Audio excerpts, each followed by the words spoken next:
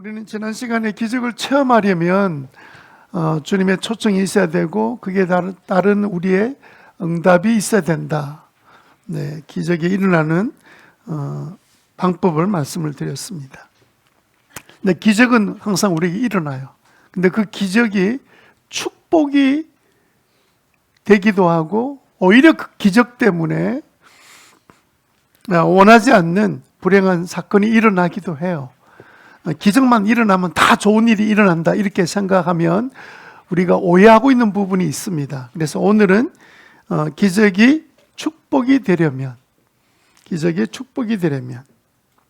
이 제목으로 함께 말씀의 은혜를 나누도록 하겠습니다. 신희재 형제 아시죠? 별로 아는 사람이 없네요. 사진을 보여드려야 되는데, 그죠? 저 뒤에 앉아 있습니다. 한 10년 전에 3월 17일로 기억되는 날이 있었던 사건입니다. 토요일 날 예배 행사를 마치고, 그 당시는 아이들이 굉장히 많았기 때문에 아이들 행사를 마치고 아이들을 집으로 데려다 주고 교회로 돌아오는 중에 그때 차가 그때는 차 한 대가 다닌 게 아니잖아요. 선생님 차, 교회 차 할 것 없이 한 10대 이상의 차가 운행됐으니까 그때 다마스 차를 타고, 다마스 차는 아십니까? 네, 아주 얍살하게 생긴 조그만 차 있잖아요. 그 차를 몰고 신희재 형제가 배꼽 빠진 돼지 식당 그 앞으로 달려오다가 맞은편에 오는 택배 차량과 부딪히는 그런 사고가 일어났습니다. 택배 차량은 그래 좀 튼튼한 차예요. 다마스 차가 부딪혔습니다. 앞부분이 완전히 찌그러져서 폐차가 되고요. 그리고 119 차량이 도착을 했습니다. 휘어진 차체를 펴면서 그 운전했던 신희재 형제를 끄집어내가지고 고신 어려운 응급실로 급하게 옮겼습니다. 이 소식을 듣고 현장에 쫓아온 전진근 집사, 지금은 장로가 되셨지만 그때는 집사였습니다. 강석윤 목사, 교사들이 현장을 와서 보고는 충격을 받고는 다 눈물을 흘리고 말았습니다. 앞 유리창에 피 묻은 머리카락이 끼어 있었고 다마스 앞부분은 완전히 그냥 찌그러져가지고 밀려버린 상태. 대형 사고 난 거는 뻔한 일이죠. 처음 듣습니까?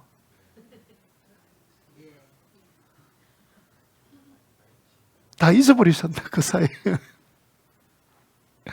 다들 기도하고 하나님 생명을 살려달라고 간절히 기도했습니다. 교사들이 행사 끝났던 교사들이 모여서 기도회 하고 하나님 은혜를 구했습니다. 그리고 난 다음에 이제 고신 어려운 응급실로 막 달려갔습니다. 신희재 형제의 그 모습을 보고는 눈을 의심할 수밖에 없었어요. 다들 입에서 나온 첫 마디가 뭐냐면 기적이다. 그리고 한숨을 답답한 가운데 이게 지금 어떻게 될지 걱정하고 왔었는데 그냥 전부 다 안도의 한숨을 쉬고는 감사의 고백을 드리면서 보니까 이게 차가 이렇게 다마스가 앞에 완전히 그냥 폐차 상태 됐는데 그 눈 위의 부분에 여기 이제 유리가 찔려서 근데 찔린 유리 제거하고 성형 수술을 그때 받았고요. 운전대로 인해서 운전대가 이제 밀려왔잖아요. 그럼 장기 부딪히면 장기 파열이 일어나는데 하나도 다친 곳이 없어요. 아마 이게 철판을 깔았던 것 같아요. 한쪽 그 팔과 발은 기부스를 했는데 외상과 뼈 손상은 전혀 없고요. 그냥 가볍게 2주 진단이 나왔습니다. 함께 기도하고 보호해 주시고 지켜주신 하나님께 모두 다 눈물로 감사를 드렸습니다. 그리고 기도 마치고 난 다음에 제가 그 신희재 형제에게 이런 이야기를 했습니다. 이 기억을 할까 말까 모르겠는데 그렇게 기도했습니다. 죽을 몸을 하나님이 살려주셨다. 그래서 지금부터는 두 번째 사는 삶은 하나님의 영광을 위해 살아야 된다. 하나님을 위해 살아야 된다. 그런 말을 했습니다. 여러분, 우리가 큰 위험에서 살아난 이 기적, 이 기적으로만 충분히 만족할 수도 있고 감사할 수 있지만 살려주신 하나님은 목적이 있는 거예요. 그냥 살려주시는 게 아닙니다. 어차피 우리 다 예수 믿고 천국 갈 건데, 천국 어차피 갈 것 같으면 그냥 그 자리에 그냥 다마스 안에서 조용히 하늘나라 가면 나중에 천국 갈 거 아니에요. 우리가 천국 가면 뭐 10년 빨리 오거나 50년 빨리 오거나 100년 늦게 온들 무슨 차이가 있습니까? 남아있는 가족이나 그 보상비 매덕 받고 이렇게 할 수도 있잖아요. 근데 하나님은 그렇게 안 하시죠. 하나님은 그 위기 가운데 살려주시는 기적을 행하신 이유는 하나님의 목적이 있기 때문에 그렇습니다. 기적에는 뭐가 있다고요? 하나님의 목적이 있습니다. 하나님은 더 큰 기적을 위해서, 더 큰 기적의 삶을 위해서 그 한 가지 기적을 우리가 허용하시고 또 허락하시기도 하십니다. 기적이 일어난 것은 하나님의 은혜지요. 그 이후에 우리는 이 기적을 통해서 더 큰 기적의 삶을 기대하는 것이 마땅합니다. 기적을 낭비해버리면, 기적의 목적을 알지 못하고 낭비해버리면 그 기적은 재앙이 되기도 합니다. 기적의 축복이 되려면 기적이 일어났을 때 그 기적의 의미, 왜 하나님은 나를 살려주셨는가, 그리고 기적의 목적을 깨달아야 합니다. 그 기적의 의미를 깨닫지 못하면 기적 자체가 나중에 보면 그렇게 하나도 도움되지 않을 뿐만 아니라 심한 경우에는 재앙이 되는 경우도 자주 있기 때문에 그렇습니다. 우리 하나님 정말 놀라우신 분이시죠. 우리에게 기적을 베풀어 주시는 것뿐만 아니라 그거로 끝나는, 우리 생각에는 그렇게 지켜주신 것 감사해 이렇게 끝나지만 하나님은 그런 기적을 통해서 하나님은 더 큰 목적을 가지시고 더 큰 기적의 삶, 축복의 삶을 살도록 인도해 주시는 분이십니다. 그러나 불행하게도 기적은 체험하지만 다들 그 기적을 통하여 얻게 된 것은 누리고 사는데 그 기적을 통해서 주시는 하나님의 목적은 찾지 못하고 그냥 오히려 그래서 건강해진 사람이 건강을 통해서 오히려 더 죄짓고 형편이 좋아지면서 오히려 더 교만해지고 세상에 빠져 사는 사람이 의외로 적지 않습니다. 대부분 사람들은 기적을 경험하고 나면 기적 그 자체에 머물러 사는 사람이 굉장히 많습니다. 여러분 한번 지금까지 기도하면서 얼마나 많은 기도 응답을 받았습니까? 우리가 지금 살아가는 삶 가운데 이 자리에 나와 있는 이 순간까지만 해도 많은 기적들을 여러분들이 경험하고 살아오셨을 거예요. 기도 응답, 질병에서 치유, 그리고 살만한 소망과 기쁨과 우리가 필요한 직장과 신앙의 삶을 살 수 있도록 그때그때마다 하나님께서 우리 필요를 채워주시는 기적의 하나님의 은혜를 누리고 살았습니다. 그런데 여러분, 그때 기적을 만났을 때 기적만을 기뻐하고 좋아한 것으로 혹시 끝내지 않았습니까? 여러분들이 그 기적을 통해서 하나님이 왜 나를 이 기적을 베풀어 주셨는데 그 목적을 생각지도 못하고 살았다면 아마 여러분 머릿속에 별로 그게 기적처럼 기억되지 않고 있을 거예요. 심지어는 그게 기적이었나? 그런 생각할 거예요. 아니면 그 기적을 만났을 때 하나님은 감사합니다. 하나님께 영광을 돌리면서 왜 하나님 나에게 이런 은혜를 주셨습니까? 왜 이런 기적을 행하여 주셨습니까? 라는 질문을 통해서 하나님께 물었을 때 하나님이 예배해 놓으셨던 더 큰 축복의 자리로 우리를 이끌어 주셨을 거거든요. 그래서 그 기적을 누리고 살아가는 분들도 적지 않습니다. 자, 하나님은 우리에게 기적을 베푸시는데 무엇이 있다? 베푸시는 이유가 있고 목적이 있다. 이 사실을 꼭 기억하게 되시기를 바랍니다. 뭐 하려고요? 더 큰 축복의 삶, 기적의 삶을 누리게 하시려고 더 큰 축복을 주시기를 원하셔서 우리에게 기적을 행하시는 하나님, 육적인 기적을 통해서 영적인 그리고 영원한 복을 주시기를 원하시는 것이 하나님이십니다. 기적을 통해서 여러분 더 큰 축복을 기대하는, 하나님의 목적을 찾기를 소원하는 그런 성도님이 되시기를 바랍니다.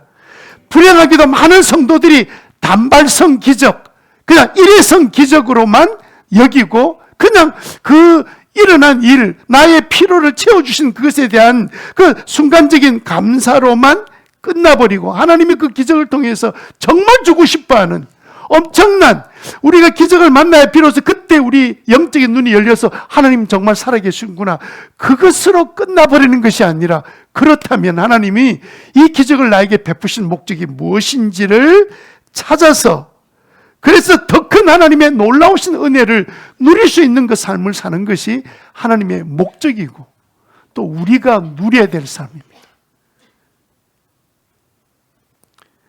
한 번의 해프닝으로 끝난 기적은 여러분 머릿속에도 가물가물해요. 의미가 없습니다.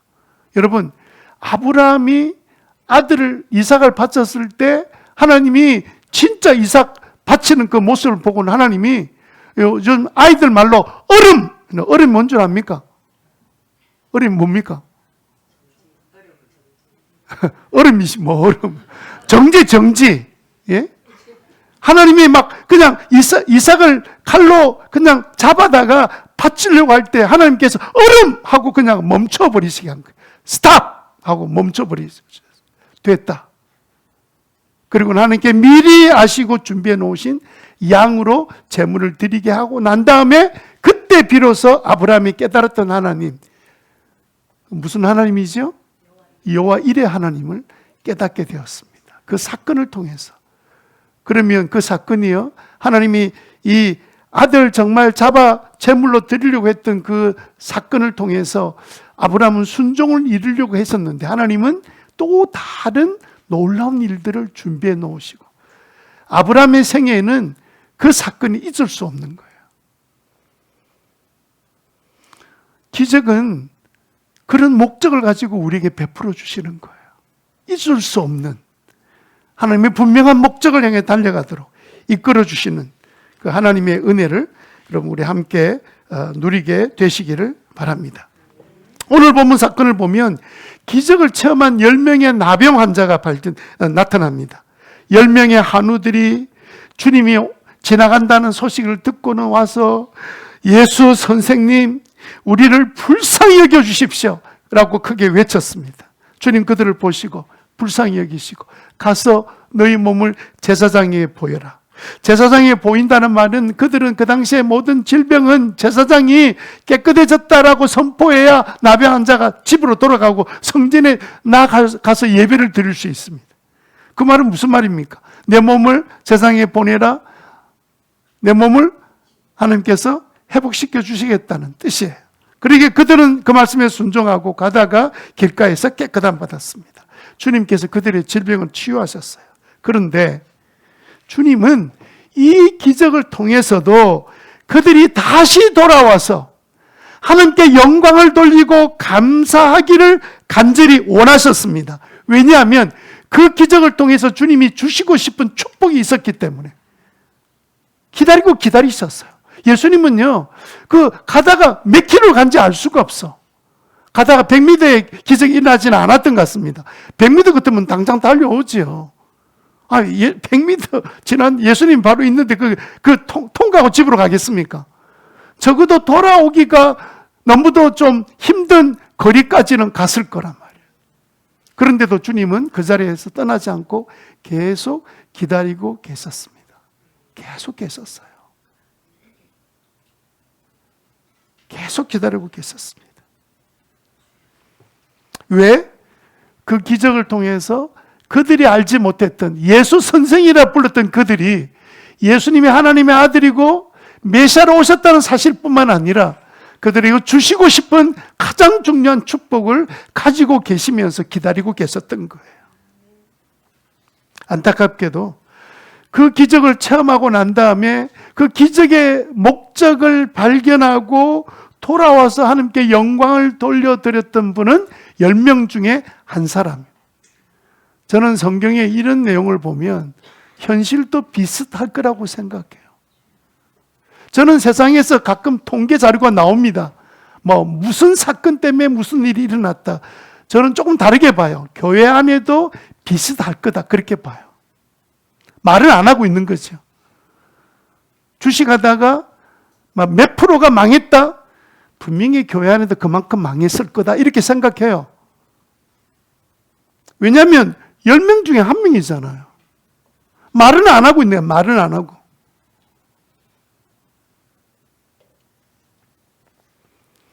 그래서 주님께서 안타까우셔서 17절에 이렇게 탄식하셨습니다. 17절 같이 읽겠습니다. 시작. 10사람이 깨끗해지지 않았느냐? 그런데 9사람은 어디 있느냐? 여러분 성경에 이렇게 물으신 적이 있습니까? 분명히 내가 10사람 고치지 않았느냐? 그런데 왜 9명은 도대체 어디 간 거냐? 18절에 하나님께 영광을 돌리러 되돌아온 사람은 이 이방 사람 1명밖에 없느냐라고 주님께서 탄식하셨어요. 주님께서는 분명히 이들의 기적을 체험하게 될 것을 알고 계셨고 준비하셨고 그리고 돌아오기를 학수고대하고 계셨는데 돌아와서 하나님께 영광을 돌려드리면서 주님께 감사하게 원했던 그 일을 행한 사람은 10%밖에 되지 않았다는 거예요. 저는 10교회 중에 우리 한 교회 모든 성도들이 기적을 체험하고 기적의 목적을 발견하는 은혜를 누리게 되시기를 바랍니다. 그래서 19절에 뭐라고 주님께서 마무리를 하셨습니까? 그런 다음에 그에게 말씀하셨다. 다 같이 시작. 일어나서 가거라. 내 믿음이 너를 구원하였다. 육적인 치유를 통해서 영적인 영원한 구원을 그에게 안겨주고 싶었던 것이 육체 질병의 치유의 목적이었습니다. 그럼 나머지 9명은 어떻게 됐을까요? 그들은 육체의 치료는 받고 지금 살아있을까요? 얼마쯤 살았을까요? 모르죠. 그죠? 몇 년 더 살다가 몇십 년 더 살다가 그냥 끝나고 말았을 거예요. 우리도 마찬가지예요. 단회적인 기적으로 끝나지 않고 분명히 우리는 주님 앞에 진심으로 하나님 앞에 간절히 기적의 하나님을 믿고 주 앞에 우리의 필요를 구하고 간구하면 분명히 주님께서 우리의 기도에 응답해 주신다는 약속을 이루실 거예요. 그러면 그 기적을 통해서 하나님이 왜 내 기도에 응답해 주셨는지 목적을 찾지 못한 채 그냥 와 문제 해결됐다 라고 그 이 자체에 좋아하고 기뻐하는 것으로 끝나버린다면 그 기억조차도 시간 지나면서 잊어버리게 될 거고 그리고 더 큰 준비된 축복은 맛보지도 못하는 인생이 되고 말 것입니다. 어떻게 하면 기적을 통해서 그 기적의 의미, 주님이 기적을 행하신 그 목적을 우리가 깨달을 수 있겠습니까? 그래서 우리가 더 큰 주님의 더 큰 기적, 더 큰 축복을 받아 누리는 사람이 될 수 있을까요? 그 사실은 오늘 본문이 우리에게 가르쳐 주고 계십니다. 단순한 기적으로 끝나는 것이 아니라 더 큰 축복의 자리로 나아가는 우리 성도님 되시기를 주님 이름으로 축원합니다. 기적을 체험하고 기적을 행하신 그 주님의 목적을 발견하지 못한다면 우리는 어떻게 될까요? 첫 번째로 그 기적이 재앙이 됩니다. 뭐가 된다고요? 재앙이 됩니다. 재앙이란 말이 무슨 말이죠? 뜻하지 아니하게 생긴 불행한 변고. 참 이런 사진 볼 때마다 답답한 게 뭐냐면 재앙이란 단어를 알고 싶은데 설명이 더 어려워. 불행한 변고. 변고는 또 뭐야? 기적을 체험한 것은 분명히 하나님의 은혜입니다. 그 기적을 체험하고 그 목적을 깨닫지 못하면 주님께 영광을 돌리지 않게 될 뿐만 아니라 더 큰 기적을 누리지도 못할 뿐만 아니라 나중에는 기적이 죄앙된 삶을 산다는 뜻입니다. 왜 그럴까요? 왜 기적을 체험하고 난 다음에 그 기적의 의미, 기적의 목적을 찾지 못하면 왜 재앙이 될까요? 하나님께 돌려야 될 그 영광을 자기 자신의 영광으로 바꿔버리기 때문에 그렇습니다. 이게 어려운 게 아니에요. 당연한 일이 그렇게 가요. 우리가 하나님의 영광을 추구하지 않으면요 자동적으로 내 영광으로 가게 돼 있습니다. 이건 빛과 어둠과 똑같아요. 빛이 들어오면 어둠이 사라지고 어둠에 깔린 곳에는 빛이 없습니다. 하나님께 영광을 돌리는 순간에 내 자신의 영광은 아무런 의미가 없어요. 사라져요. 그런데 우리가 하나님의 영광을 찾지 않으면 그때는 나의 유익과 나의 기쁨과 나의 영광을 찾게 되어 있습니다. 왜요? 우리의 탐심 때문에 우리의 죄성 때문에 그렇습니다. 기적을 체험한 후에 하나님께 돌아와서 영광을 돌리고 감사하는 것이 우선이어야 되는데, 기적을 체험하자마자 그동안 내가 노력하고 간절히 원했던 것이 이루어지는 순간에, 그럼 왜 그들은 다 돌아갔을까요? 왜 한 사람 또 찾아와서 감사하고 영광을 돌려드립니까? 9명은 그러면 그 순간에 감사하는 마음이 없었을까요? 있었겠죠. 감사 안 할 사람은 어디 있겠습니까? 있었겠지만, 그러나 그들의 간절히 원했던 것이 이루어지는 순간에 자신의 변화된 모습, 전에는 이 병에 걸려서 집에도 들어가지 못하고 쫓겨났던 삶에서 이 변화된 놀라운 이 나의 모습을 내 사랑하는 아내에게, 내 가족들에게, 나를 그냥 그 불쌍한 눈초리 봤던 나의 이웃들에게 내가 당당하게 내 모습을 보여주면서, 나 이제 깨끗한 사람 된 거야, 나는 이제는 내 자격이 갖춰졌고 하나님 앞에 예배드릴 수 있는 사람이 된 거야, 이렇게 자기의 삶의 과거의 그 기쁨을 함께 누리면서 깜짝 놀란 모습을 보여주고 싶은 열망이, 그렇다고 그들이 나중에라도 내가 주님께 돌아와서 감사하면 되지 뭐, 그런 마음은 갖지 않았을까요? 가졌겠죠. 그렇게 해서 돌아오는 사람 아무도 없습니다. 어려웠을 때는 그렇게 하나님을 찾다가 기적을 체험하고 난 다음에 오히려 세상으로 달려가 버리는, 남의 이야기처럼 들릴지 몰라도 이것은 하나님이 영광을 받으시려고 기다리는 그 영광을 자기의 영광으로 가로챈 결과이기도 합니다. 이게 우리에게 찾아오는 배은망덕이기도 하고, 결과적으로는 교만하게 될 뿐만 아니라 재앙으로 바뀌는 일들이 일어나게 됩니다. 그래서 많은 사람이 어려울 때는 하나님 이렇게 찾다가 문제 해결되고 나면 하나님의 영광 위에 사는 것이 아니고요, 다 세상에 자기 영광 위에 사는 거예요. 그 이상한 일이 아니에요. 원래 그게 우리의 모습이었어요. 왜? 하나님이 기적을 행하신 목적을 내가 찾지를 못했기 때문에 그런 거예요. 그래서 옛날 사람들처럼 돌아가는 사람이 그동안 한두 사람이 아니었습니다. 나중에는요, 그 기적도 희미해져서 우연히 내가 노력해서 된 것만 기억이 남게 돼요. 기억에서 사라지게 됩니다. 게다가 나중에는요, 누가 기적 이야기하면 자기도 옛날에 기적을 통해서 살아나는 일을 경험했는데도 불구하고 기적 이야기하면 대수롭지 않는 것으로 여기는, 더 이상 기적을 더 바라지도 않는, 그래서 더 어려움을 처한 전까지는 하나님을 다시 찾지 않는 불행한 삶을 살아가게 되는 것이죠. 믿음이 생기는 것이 아니라 더 불신앙의 사람이 되는 것. 그런 성경에도 자주 나오는 사건들이에요. 여러분, 조금 전에 간증할 때 이야기했던 것처럼 이스라엘 백성들이 그렇게 살지 않았습니까? 그들은 어떤 기적을 경험했어요? 홍해가 갈라지는 경험했습니다. 그렇게 원수같이 자기를 괴롭혔던 그 이집트의 군사들이 물에 빠져서 죽는 모습을 보았습니다. 감사했어요. 며칠 갔습니까? 그리고 다시 어디로 돌아가자고 소리 질렀습니까? 우리를 다시 애굽으로 돌아가자. 그들은 기적을 체험하지 않았습니까? 기적을 행하셨던 목적을 그들이 제대로 이해하지 못한 거예요. 왜 우리를 홍해로 건너게 하셨는가? 그 하나님을 경험하지 못한 거예요. 역대하 32장 24절을 우리가 같이 읽겠습니다. 같이 읽습니다. 시작. 그 무렵에 히스기야가 병이 들어 거의 죽게 되어 주께서 그에게 응답하시고 회복될 것이라고 하는 징조를 보여주셨다. 히스기야 왕은 하나님을 잘 섬긴 왕 중에 한 분이잖아요. 그런데 갑자기 어느 날 예언자들을 통해서 하나님이 너 죽을 날을 준비해라 하는 메시지를 받았습니다. 하나님이 불러간다는 뜻을 히스기야는 그 정도는 알고 있는 사람. 성전에 쫓아 올라가서 하나님 울면서 매달려 간절히 살려줄 것을 간절히 간청했습니다.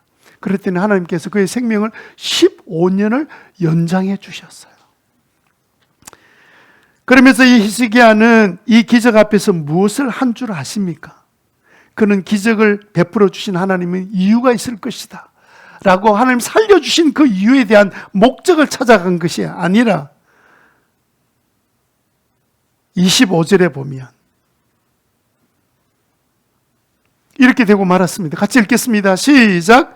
그러나 히스기야가 교만한 마음으로 받은 바 은혜에 감사하지 않음으로 하나님의 진노가 히스기야와 유다 백성과 예루살렘 주민에게 가장 가슴 아픈 일은 뭐냐면 요거는 이렇게 교만한 마음으로 하나님께서 그 진노하셨다는 것만 나오지만 히스기야가 15년 더 살고 난 다음에 차라리 히스기야가 그 상태에서 주님 앞에 부름, 하나님 제가 이 순간에 주님 앞에 이제까지 산 것도 감사하고 주님 저를 하나님 나라로 불러주시면 이랬으면 히스기야는 참 믿음의 왕으로 여전히 남아있을 텐데 그가 하나님의 진노를 받을 뿐만 아니라 15년 후에 히스기야가 죽고 난 다음에 그 아들 므낫세는 지독하게 하나님을 배역하는 일을 했습니다. 히스기야가 평생 걸쳐서 헐어버렸던 우상의 산당을 다시 세우고 바알과 아세라상 그리고 하늘의 별을 숭배하는, 그래서 그 나라의 문제를 가져오게 만들었던, 하나님께서 기적을 행하실 때 하나님께 영광을 돌리고 감사를 드리면서 하나님 살려주신 그 목적을 따라 내가 살겠습니다라고 목적을 깨달았다면 다른 역사가 됐겠죠. 여러분, 우리가 다들 기적을 원해요. 다 잘 되기를 원하고 낫기를 원하고 살기를 원하고 변화되기를 원합니다. 문제는 뭐냐면 그런 기적을 하나님이 행하지 않겠다는 뜻이 아니라 기적을 행할 때마다 하나님은 우리에게 목적을 가지고 행하신다는 거예요. 그래서 그 목적을 깨닫고 함께 영광 돌리는 삶을 살지 않으면 오히려 재앙으로 끝난다는 사실을 우리가 잘 기억해야 되겠습니다. 그러면 우리가 기적을 체험합니다. 앞으로 더 많은 기적들이 우리에게 일어날 거예요. 왜냐하면 우리 교회 분위기 자체가 기적에 대한 간절한 목마름, 제가 지난 한 주간 동안 일어났던 기적의 종류들만 해도 몇 가지가 제가 확인된 것만 몇 가지가 있습니다. 계속 일어날 거예요. 일상화될 거예요.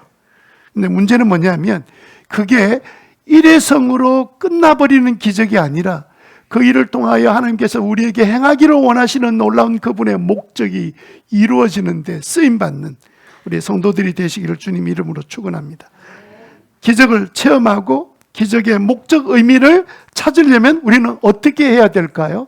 두 번째 우리가 생각할 것은 뭐냐면 즉시 질문해야 합니다. 뭐 해야 된다고요? 언제요? 그때요. 기적이 일어났을 때. 아이고 예수님 나중에 제가 감사로 갈게요. 그게 아니고 즉시 그 자리에서 질문을 던져야 돼요. 여러분, 만약에 우리 건수 형제처럼 이제 간에 암덩이가 이제 온몸에 다 퍼졌잖아요. 근데 우리가 바랬던 것은 뭐였냐면 마지막 이제 고신원에서 검사를 딱 하고 나서 그다음 의사 선생님 입원실에 와가지고 와, 암덩이가 다 사라졌어요. 도무지 믿을 수 없는 일이 일어났어요. 이러면 그 건수 형제나 또 우리나 그 가족 식구들은 뭐라고 반응할까요? 선생님, 그럴 수도 있죠, 뭐. 그게 뭐 됐습니까? 예? 여보, 집에 가래.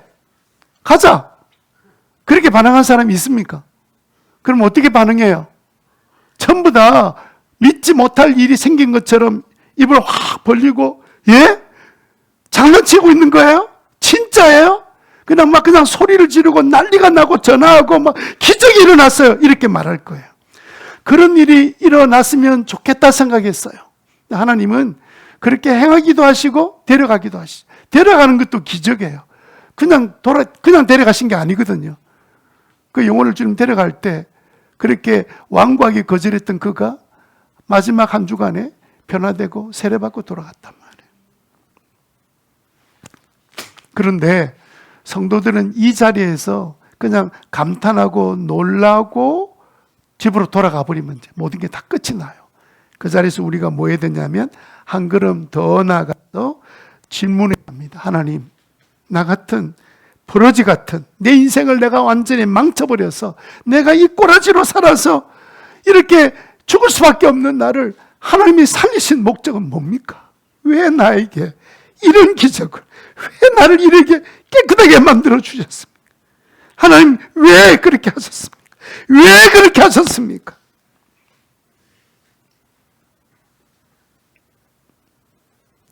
왜 우리가 기적이 일어났을 때 즉시로 질문해야 할까요? 왜냐하면 주님께서는 기적을 행하실 때마다 그 작은 기적이라 할지라도 그 기적을 통해서 더 큰 목적을 갖고 계시기 때문에 묻지 않으면 알 수가 없는 거예요. 그래서 주님 앞에 나와서 먼저 물어야 되는 거죠. 즉시로 묻는 것이 우리에게 필요합니다. 질문해야 기적을 행하신 주님의 이유를 알게 돼요. 질문해야 기적의 목적과 의미와 그 뜻을 찾을 수 있기 때문입니다. 질문해야 기적을 베푸신 그 하나님께 영광을 돌릴 수 있기 때문에, 여러분, 기적에 대한 질문하지 않는 사람이 하나님께 영광을 돌리지 않습니다. 기억도 나지 않아요. 질문해야 될 이유가 있다는 사실을, 왜 질문해야 되는지 그 성경적인 근거가 있습니까? 이렇게 막 따져 물으면 제가 대답을 못할 것 같습니다. 그런데도 불구하고 예수님의 행동을 통해서 우리가 짐작할 수 있습니다. 예수님은 10명의 나병 환자를 보내시고 치유를 약속해 주시고, 그리고 그 자리를 떠나지 않으시고, 그리고 올 때까지 기다리고 또 기다리고 계시다가 한 사람이 돌아왔을 때 뭐라고 질문하셨습니까? 그래서 예수님께서 말씀하셨다. 10사람이 깨끗해지지 않았느냐? 그런데 9사람은 어디 있느냐? 18절에 하나님께 영광을 돌리러 되돌아온 사람은 이 이방 사람 한 명밖에 없느냐? 주님은 기다리고 계셨어요. 그 기적의 목적을 갖고 계셨기 때문에 하나님께 영광을 돌리는 것이 목적이었고, 그리고 그 일을 통하여 하나님께서 더 영광스러운 일들을 위해서 목적을 갖고 기다리셨는데, 한 명만 돌아와서 하나님께 찬양하고 영광을 돌려드리고, 그리고 주님께 달려왔을 때 달려오는 그 환자의 감격, 찬양은 무엇으로 일어나는 줄 아세요? 질문 때문에 일어나는 거예요. 하나님, 나 같은 인간 왜 살려주셨습니까? 그 질문이 나와야 감동이 되고 감격이 되고 함께 영광되고 찬양이 되는 거예요. 이 질문이 없고, 아이고 이제 내가 나았구나, 감탄사로 끝나버리면 그 사람은 집으로 갈 사람이에요. 질문해. 왜 나를 살려주셨는지, 왜 더러운 이 몸, 아무 소망 없는 나에게 이런 은혜를 베풀어 주셨으니 뭐 때문에 그렇습니까 하나님? 물으면 감사가 터지게 돼 있습니다. 하나님 감사합니다. 이건 하나님 은혜가 아니면, 하나님 아니면 누가 이 땅에서 이렇게 행할 분이 계십니까? 그래서 그는 예수님 발 앞에 오자마자 엎드려서 감사한 거예요. 여러분, 우리가 어떤 문제를 가지고 있든지, 질병만 우리의 문제가 아니라 모든 각양의 문제들이 일어났을 때 하나님 우리에게 약속한 것이 뭐냐면, 내게 와서 부르짖고 구하면 내가 응답하겠다. 하나님이 응답하는 순간이 기적이 되고, 하나님 말씀을 읽으면 우리가 말씀을 깨달을 능력이 우리가 어디 있습니까? 그런데 어느 날 말씀을 읽는데 그게 말씀이 알게 되고 깨달아지는 순간, 설교를 듣는데 그 말씀이 나한테 주시는 말씀처럼 들려오는 순간이 하나님께서 역사하는 순간이기 때문에, 그 순간이 깨닫는 것 자체가 기적이에요. 우리가 어떻게 하는 말씀을 깨달아? 모든 사람이 다 예수 믿을 것처럼 생각하시죠. 우리는 우리끼리 모여 있으니까 나보다 더 믿음 좋은 사람만 보이죠. 세상에 나가 보세요. 얼마나 사람들이 하나님을 믿지 않는지 아주 구구절절히 설명하면서 대어들고 반항하고 자기가 옳다고 주장하는 사람이 한두 사람인 줄 아세요. 신학 박사라고 제가 말씀드렸잖아요. 제가 있었던 영국 셰필드 대학의 그 신학부의 교수였던 사람도 교회도 안 다녀요. 신학 교수가. 하나님 아무나 믿는 거 아니에요. 여러분들이 하나님 믿고 있다는 사실을 하나님께서 베푸신 기적이라고 믿으시기를 바랍니다. 어떻게 내 같은 인간이 예수님의 말씀을 믿고 믿어지냐고요.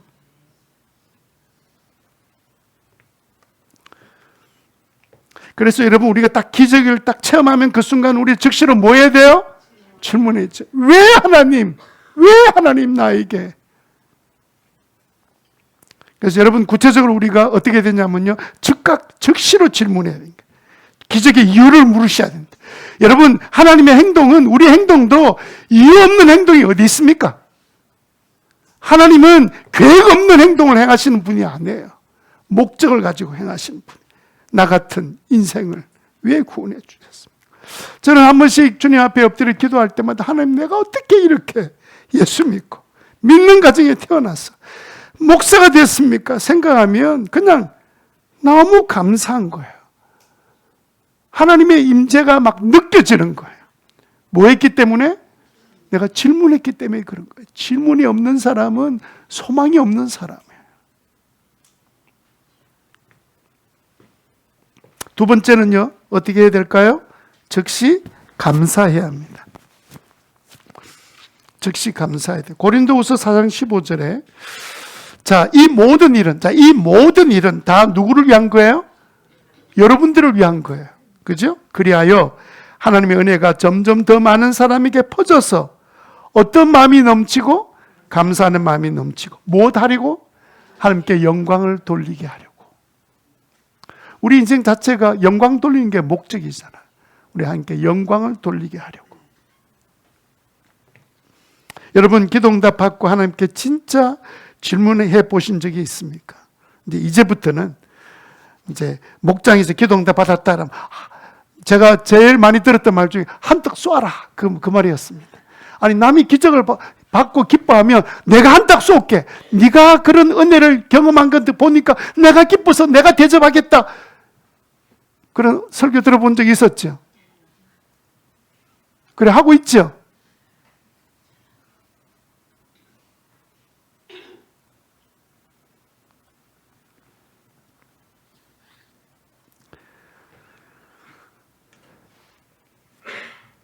그래서 우리가 즉시로 하나님 앞에 감사하는 게 굉장히 중요한 일이고, 세 번째는요, 즉시로 나누셔야 됩니다. 하나님의 영광을 나누면 하나님의 영광이 커져요. 어떤 분이 기도응답 됐습니다. 어떤 분은 기도응답 받고 기적이 일어나면 말을 못해요. 그래서 제가 넌지시 그 이유가 뭔지를 이렇게 이야기 대화하는 가운데 캐치했던 게 뭐냐면, 자기 자랑이 될까 싶어가지고 말을 못하겠다는 거예요. 이미 벌써 그 기적은, 그 기도응답을 자기 영광으로 생각한 거예요. 자기 자랑으로 생각할까 싶어서 자기 그렇게 생각하고 있는 거잖아요. 기도응답은 하나님의 영광을 돌리라고 지금 더 큰 목적을 해 주셨는데 이렇게 받지 아니하고 내가 이야기하면 내 자랑하는 것 같아가지고요. 그래서 하나님의 영광을 벌써 자기가 다 자기 것으로 가져갔구나, 이런 생각이 들지 않을 수가 없죠. 하나님을 자랑하십시오. 하나님 자랑하는 게 뭐죠? 간증이죠, 간증. 간증은 내가 겪었던 것, 오늘 전성재 형제가 계속해서 했던 말이 뭡니까? 전성재 얼마나 많이 달라진 줄 압니까? 제가 저도 이 정도 능력은 있습니다. 그거 이야기 안 했잖아요. 하나님은 정말 지금도 순간마다 내 실제적이고 개인적이고 구체적인 사랑의 관계를 통해서 나를, 하나님을 경험하게 만들어 주십니다. 학영삼 공부한 내용 가지고 고백한 거 아닙니까? 자랑하십시오. 목장에서 응답받은 거 이야기하십시오. 그리고 대답 이렇게 붙이시면 돼요. 정말 하나님은 지금도 살아계십니다. 놀랍습니다.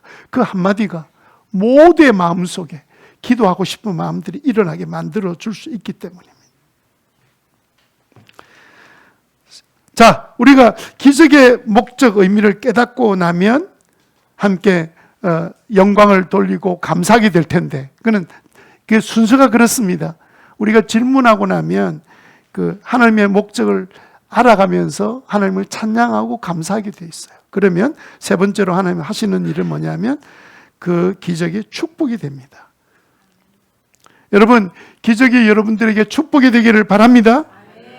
때로는요, 단순한 육체 질병 치유됐는데 하나님 예수님은 영원한 생명, 영생의 축복을 기다리고 계셨던 거예요. 왜 기적보다 기적을 통해 주님의 뜻이나 의미를 깨닫는 것이 축복이 됩니까? 기적보다 더 큰 축복이 기다리고 있기 때문에 그런 거예요. 우리는요, 기적을 딱 체험하는 순간에 그때부터 질문하면서 누구를 알게 되냐면요, 하나님이 어떤 분인지를 알아가기 시작합니다. 베드로가 무리로 걸어오라는 주님의 초청에 즉시로 순종함으로 무리를 걸었습니다. 그 경험한 기적을 통해서 베드로는 무엇을 깨달았을까요? 어떤 예수님을 알게 되었을까요? 자연을 다스리시는 하나님이시구나, 이 사실을 깨달았죠. 기록해 놨잖아, 성경에. 제자들이 기록해 놨잖아요. 그게 늘 어디를 가든지 고백이 된 거예요. 나를 이렇게 행하게 하신 것은 내가 믿음이 있어서 나는 꽤 괜찮은 사람이라 아니고, 주님이 나를 그 놀라운 은혜를 주신 걸 통해서 하나님을 내가 알고 나니까 그 하나님을 인해서 내 평생을 살아가는 동안에 잊을 수 없는 하나님의 놀라우신 은혜, 하나님의 이름, 하나님을 찬양하는 그런 역사가 일어나게 된 것 아닙니까? 나병 환자 한 명이 예수님 말씀에 순종하고 기적을 체험한 후에 돌아와서 예수님은 어떤 분인 줄 알게 됐습니까? 나병을 고칠 수 있으면 모든 병 다 가능한 거예요. 못 고칠 질병이 없는 치유의 예수님을 만나게 된 거예요. 알게 된 거예요. 여러분, 성경에 나오는 모든 예수님의 이름들은 누군가 경험했던, 자신이 경험했던, 알게 되었던 그 기적을 통해서 알게 된 하나님의 이름을 고백해 놓은 것이 시편에 가득 차 있습니다. 그래서 여러분, 우리가 얻을 수 있는 가장 큰 축복은 뭐냐면요, 하나님이 누군지를 아는 축복이에요. 그 믿음으로 우리가 남은 생애를 충분히 은혜 가운데 살아갈 수가 있습니다. 기적을 통해서 경험적으로 하나님을 알아갈 때 어떤 변화가 일어나냐면, 하나님께 영광을 돌리는 순간에 첫 번째로 하나님의 영광이 나의 영광이 되는 것을 경험하게 돼요. 나의 영광을 추구하면 하나님의 영광은 아무 관계 없지만, 내가 하나님께 영광을 돌리는 삶을 사는 순간에 그 하나님의 임재와 그 능력이 나한테 그대로 전이되는 역사가 일어나게 돼요. 하나님의 영광이 나의 영광이 된다. 시작! 우리는요, 태양이 아니고 달이에요. 주님의 영광을 봐야 나에게서도 영광이 세상 사람에게 비춰지게 돼 있어요. 주님 주시는 그 기적을 통해서 하나님의 목적을 깨닫고 하나님을 알아가는 믿음의 사람 되시기 바랍니다. 두 번째는요, 그런 일들을 한 번, 두 번 계속 경험하면서 기적의 목적을 발견하는 사람은 그 다음부터는요, 모든 삶의 목적이 하나님의 영광이 되는 거예요. 여러분의 삶의 목적이 하나님의 영광이 되기를 바랍니다. 이거 다 옛날에 배웠던 내용이지만 이게 이대로 고백이 안 되는 이유가 뭐냐면, 수많은 기도 응답과 기적이 일어날 때마다 하나님이 기적의 목적을 그냥 생각지 하지 못하고 지나왔기 때문에 그래요. 그래서 고린도전서 10장 31절 말씀 우리 다 같이 읽습니다. 시작! 그러므로 여러분은 먹든지 마시든지 무슨 일을 하든지 모든 것을 하나님의 영광을 위하여 하십시오. 그런 고백이 여러분의 고백이 되기를 주님 이름으로 축원합니다. 자, 오늘 우리가 장례 예배를 드려야 될 이제 송근수 형제. 송근수 형제가 형제를 섬겼던 목자 목녀가 그동안 많이 애를 쓰고 또 찾아가서 복음을 전하고 그렇게 온몸에 암이 퍼져가는데도 불구하고 오직 형제 관심은 빨리 회복되고 치유되어서 일하러 가는 게 꿈이었어요. 그럼 복음 이야기하면 그거 이야기만 하는 거예요. 빨리 나와서 아니 온몸이 다 지금 퍼져가고 있는데 다 퍼진데도 불구하고 그 꿈을 버리지 못하고 있었어요. 그러니까 복음이 들어가도 복음에 대한 관심이 없이 지내다가 계속 목자 목녀 기도하고 또 교회에서도 기도하고, 저도 찾아가서 이렇게 이야기를 나누다 보면 돌아올 때 제 마음에 이런 생각이 든 거예요. 한 번은 전도해도 안 되는 사람이 있더라. 성경에도 다 믿는 거 아니더라. 제 마음속에도 그런 생각이 떠오른 적이 있었어요. 안 되더라. 그런데 여러분, 놀랍게도 기적이 일어났어요. 지난 12일 날 출근하면서 늘 찾아가서 복음을 전하던 강준호 목자가 12일 날 출근할 때 찾아가서 주일날 저녁에 찾아가서 복음을 전하는데 처음으로 복음을 들으면서 자기가 믿겠다고 고백한 거예요. 그러니까 계속 믿겠다 고백을 안 하던 형제가 갑자기 어느 날 제가 믿겠습니다, 세례도 받겠습니다. 얼마나 큰 변화입니까? 그래서 목자가 너무 마음이 깊어서 제게 연락을 한 거예요. 목사님, 근수 형제가 바뀌어졌습니다. 세례 받아도 될 것 같습니다. 그래서 지난 수요일 기도회 끝나고 난 다음에 밤 10시에 가서 이제 확인을 해야 되잖아. 세례를 베풀려면 제가 이제 확인을 해야 되는데, 가보니까 이 정신이 혼미한 거예요. 금방 목사님 했다가 금방 정신을 잃어버려요. 이게 이제 마지막 때가 되면 이제 그런 현상이 일어나는 것 같아요, 보니까. 그래서 하루 종일 잠을 못 잤다 하더라고요. 그런데 이 이야기를 계속 꺼내다가 그냥 지금은 푹 자는 게 오히려 맑을 때 낮에 와서 이야기하는 게 낫겠다 생각하고 그냥 그래 기도하고 가자 하고 이제 동서로 같이 기도를 했어요. 기도하고 제가 이제 마무리 기도를 하는데 나오는 기도의 내용이 뭐였냐면, 하나님 이 영혼을 불쌍히 여겨 주십시오. 그리고 이 건수행제를 붙들고 있는 악한 영은 나사렛 예수의 이름으로 명하노니 떠날지어다 하고 그렇게 기도하는데, 이리 정신없이 이렇게 쓰러져 있던 형제가 아멘 아멘 아멘 이러고 있는 거예요. 아멘 아멘 아멘 이러는데 제가 깜짝 놀랐습니다. 그러고 난 다음에 형제가 눈을 떴는데 보니까 마치 살아난 사람처럼 눈이 말짱해진 거예요. 그래서 이때다 싶어서 이제 형제, 자 일어날 수 있겠니 하고는 이제 이렇게 세워서 맑은 정신이, 그래서 그 순간에 세례를 베풀었습니다. 그리고 아멘 하고 제가 응답했습니다. 그리고 다시 자리에 누웠는데 다시 쓰러져 정신이 사라진 거예요. 세례받기 위해서 정신 차리는 환자 처음 봤습니다. 제가 돌아오면서 경험한 하나님은 뭐냐면, 하나님은 내가 포기했을지라도 하나님은 포기하지 않으시는 하나님. 여러분이 인생에 대해서 포기할 수밖에 없는 자리에 있을지라도 누구는 포기하지 않아요? 하나님은 포기하지 않으신 하나님이 있습니다. 아멘. 하나님 여러분의 삶의 기적을 행하실 때 놓치지 말고 질문으로 하나님께 영광과 감사를 올려드리는 성도들 되시기를 바랍니다.